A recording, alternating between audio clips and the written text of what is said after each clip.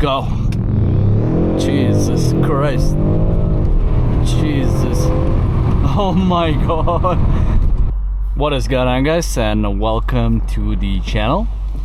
In this video we are inside a 2022 Bmw M550i, and we're gonna take you for a spin with us so you see how this car performs. So we're gonna give you a little bit of city driving, and then we're gonna take you on the back road and give you some nice pulls and launch control. But right now, just cruising through the city in Sport Plus. There you go. Transmission in Sport now.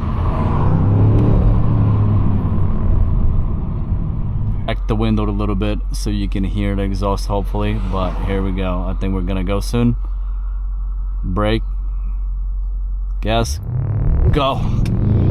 Jesus Christ. Jesus. Oh my god. Wow. And that is precisely what this car can do, guys. Wow. This all-wheel drive is just ridiculous. It hooks the road so well, and it just propels you forward so hard that it is crazy. We'll do it again and call it a quits on this video, but wow. I don't think it has a lot of top end torque, to be honest. Like, I feel my car pulls harder at the top end. Forget you guy, we're flying. Wow.